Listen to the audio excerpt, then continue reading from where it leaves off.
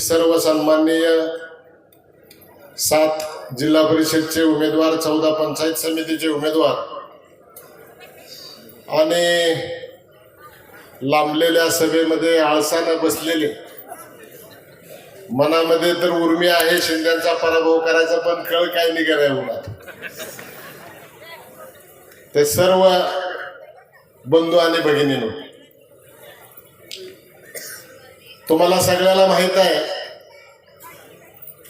की इथं लोक जास्त आहेत, पण लोक आजूबाजूला गेल्यानंतर तेवढाच फोटो काढतात आणि सोशल मीडियावर दाखवतात, आणि किमान आपल्या हातामध्ये आपली सभा चांगली झाली एवढं तरी दाखवायचं चित्र आहे ते सुद्धा दाखवण्यामध्ये आपण आळस करतो. अशा सर्व आळशी माझ्या सहकार्यांना विनंती आहे की आपण आता 10 ते 15 मिनिटांमध्ये ही सभा संपणार आहे. कृपा करून जरा सगळेजण पुढे या, म्हणजे आम्हाला पण बोलायला मूड येतो, नाहीतर आम्ही नुसतं मत मागतो बंद करतो. लागणार का नाही लागणार करता करता ही निवडणूक लागली. निवडणूक कशी होणार, युती होणार का नाही, कोणासंग होणार, कोण कुठं जाणार, ह्याच्या अनेक चर्चा सुरू होत्या. अभिजित आबा काय पूर्वीपासूनच माझा पाठलाग सोडत नव्हते, बाबा आपण एक आहे ना आपल्याला एकच लढायचं. 20 तारखेला दुपारी 2 वाजता भारताबांचा फोन आला. तोपर्यंत काय आमच्या डोक्यामध्ये निवडणुकीला फॉर्म भरायचा नव्हता, कुठला कागद काढलेला नव्हता, बाकी भरलेली नव्हती, काहीच नव्हतं. बाळासाहेबांना मला एकत्रित त्यांनी फोन केला, म्हणले तुम्ही 2 जण भरा, खाली भरा, वर भरा. कारण तोपर्यंत सूरज भाई आमचा पळून गेलता, त्याला आम्ही सूरज भाईलाच घरी धरलो. ऐन टायमाला आमची पळापळ सुरू झाली आणि मग कागद काढायला सुरू झाली. बाळटात्याचं आमचं बोलणं झालं, यशोदाताईचा आणि माझी पत्नी सविताचा अर्ज भरला. आम्ही दोघं एकच होतो, फक्त मजा बघत होतो कोण कोण कोणाकोणाला काय काय सांगते. सगळीकडे चर्चा सुरू होत्या, तिरंगी होणार का दुरंगी होणार का. आम्हा दोघांना पक्क माहित होतं एकच होणार आज. खर तर या निवडणुकीमध्ये आबा मला आपल्या विधानसभेची आठवण झाली. 2 महिने जेवढं गडी सिल्वर वकला होतं तेवढाच गडी YB सेंटरला असायचं. आणि तसंच आपल्या माड्याची परिस्थिती. मी बाळासाहेबांनी आता बाणाचा उल्लेख केला. बाळासाहेब मी बाणातलाच होतो, बाणात गेलो, थोड्या दिवस रजा काढून तुमचा खासदार आमदार कराय खारीचा वाटा उचलला आणि हाजरी बी घेतली नाही.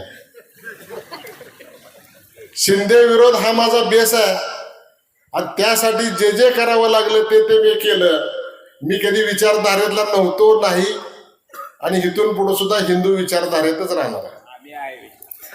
असला तरी तुम्हाला आता आलाय, तुम्ही राष्ट्रवादी घड्याळात आला म्हणजे आलाच. नाना करते हम तुम्ही से प्यार करो.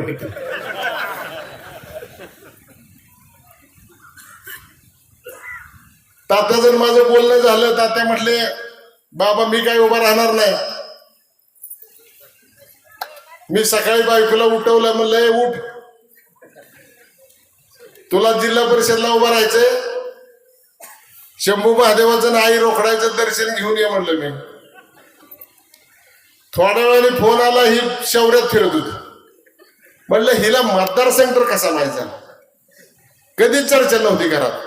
कारण घरातली सगळी माणसं मला वेड्यात काढते ती, ह्याला येड लागले, ही काम धंदा सोडते, कोणाला तर पाया पडत हिंडते, आपलं करायचं राहायचं. मला काळजी भारत आबा उभा राहा म्हणत असताना होती. इनरव्हीलची अध्यक्ष झाली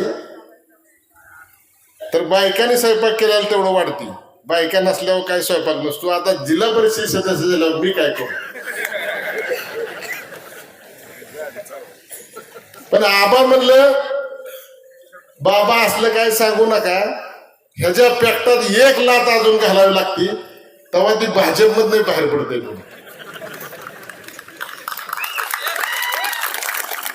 आणि म्हणून मी माझ्या घरची उमेदवारी द्यायला तयार झालो. आता आम्हाला सवय शेवट बोलायचं, ती पहिल्यांदा बोलायचं. पहिल्या जागा मागितल्या 4, त्या बी होय म्हणली. पुन्हा मागणं अजून म्हणली त्यातली एक नाही. आता यशपाल बी माझाच आहे का? यशपाल काय माझ्या माळेगावातलाच आहे, माझाच आहे. पण लगा ज्या गणात राहतोय, ज्या घरात राहतोय, त्या जिल्हा परिषद गटात जर एक सुद्धा पानाचा उमेदवार नसेल तर कामाला तर मी तुमच्यात किती दिवस राहू सांगा की? हा, ऊन सुद्धा लोकांना सोसना. मी माझ्या हॉटेलवर व्यवसायाची केस केल्यापासून जी 9 वर्ष झालं काय काय सुचतोय, काय काय भोगतोय आणि अजून किती भोगायचं. पण लक्षात ठेवा, मी कार्यकर्त्यासाठी या निवडणुकीमध्ये 2-5% प्रेम करणारे माझ्यावर असतील, आबावर जास्त असतील, मोहिते पाटलावर त्याच्यापेक्षा जास्त असतील, पण सगळे कार्यकर्ते हे आपल्या सगळ्यावरती प्रेम करणारे आहेत. आणि ह्या कार्यकर्त्याच्या निवडणुकीच्या वेळेमध्ये आपण कुणालाही अडचण करायची नाही. भले मला एक जागा असो किंवा नसो, मी पहिल्या दिवशी सांगितलं होतं की जरा जी काय मला अडचण करायची ते तुमच्या निवडणुकीच्या वेळेस मी बघीन करायची का नाही, कार्यकर्त्याच्या वेळेस नाही.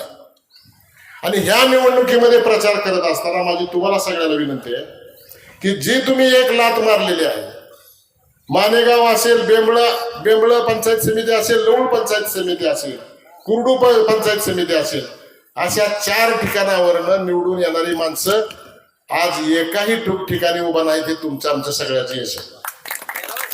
आणि आता जे उभं राहिले ते सामान्य कार्यकर्ते, भले त्यांच्या पार्टीतले असो किंवा आपल्या पार्टीतले असो, आज या तालुक्यातल्या सामान्य जनतेला न्याय मिळायला लागलाय. तो अभिजिताबाच्या विजयामुळे मिळायला लागलाय. सुहास काकाला 2 महिने नादी लावलं होतं मी. होय म्हणले मला, म्हणलं जाऊन या अकलूजला, आले गळ्यात अडकून.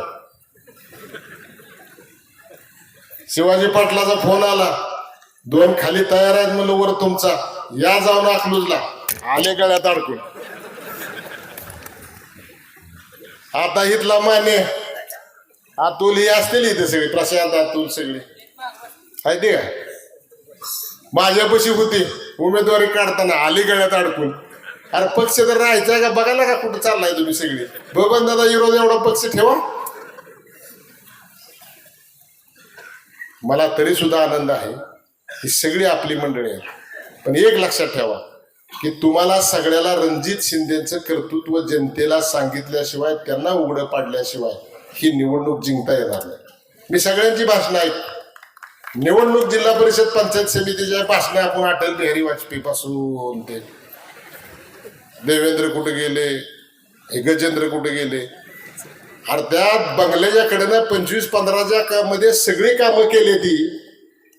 तुम्हाला आम्हाला गोरगरिबाला रस्ता नाही आणि शासकीय योजनेमधनं त्या जलमंदिरच्या कडेला सगळे रस्ते केलेत, हे कुणीतरी सांगा.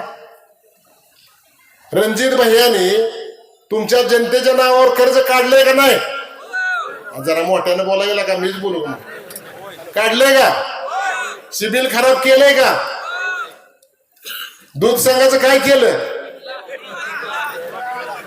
हे सांगा ना. की ज्या ज्या ठिकाणी ह्या कर्तृत्वार चिरंजीवाला त्यांच्या वडिलांनी पाठवलं त्या ठिकाणी उद्ध्वस्त करण्याचं काम ह्या मुलानं केलेलं आहे. त्यामुळं जिल्हा परिषद पंचायत समिती त्यांच्या हातामध्ये गेली नाही पाहिजे. आता भाजप हे ते शिवसेना हे सगळं बोलायचं आपल्या हाताच्या डोक्याच्या वरचा आमदार खासदार बघतील की. आपल्या हातामध्ये एकच काम आहे की आपण ह्या सगळ्या गोष्टीकडे, कुणाच्या किरकोळ मतभेद असतील काय असतील, आता काय वाढपे म्हणते ते आबा मलाच पाठवलंय अमेरिकेवरनं म्हणले, सगळं बोलायचा अधिकार मला दिल्यात म्हणले, भाषण करायचं बोलायचं सगळं अधिकार. मी म्हणलं 2 आता मला महागाई एक होता, 3रा दत्तक घेतला, आता ह्याला कधी दत्तक घेतलं हे मला कळलं. त्यामुळं आपण वाढप्याकडे मी पण लक्ष देत नाही, तुम्ही पण कुणी कुठल्या वाढप्याकडे लक्ष देऊ नका.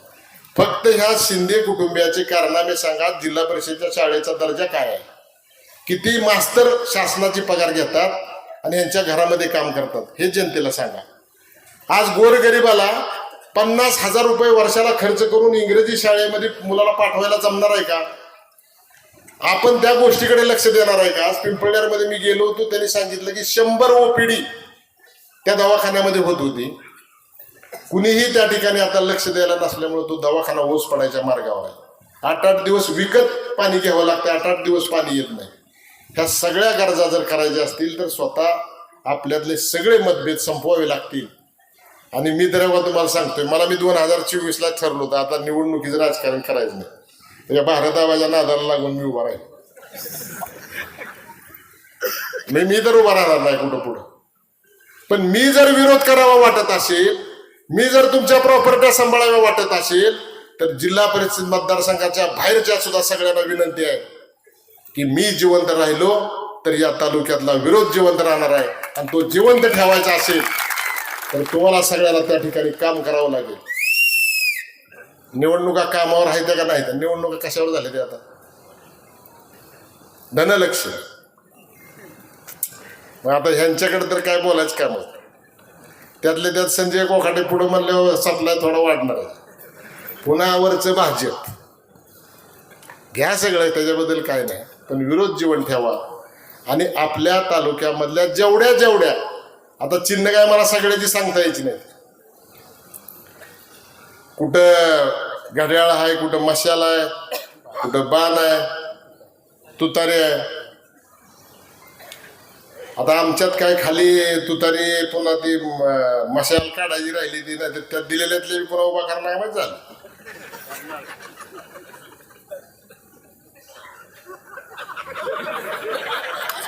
हे दिली 1.5.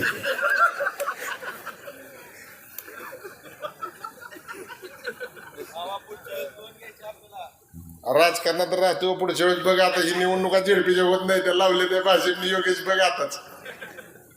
तर तुम्हाला सगळ्याला माझी कळकळीची विनंती आहे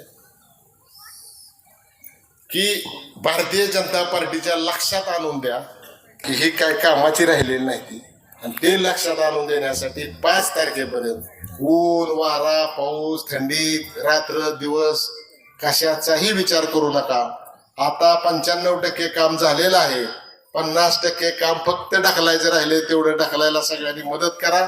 एवढी कळकळीची विनंती करतो आणि इथेच थांबतो. जय हिंद जय महाराष्ट्र. धन्यवाद बाबा.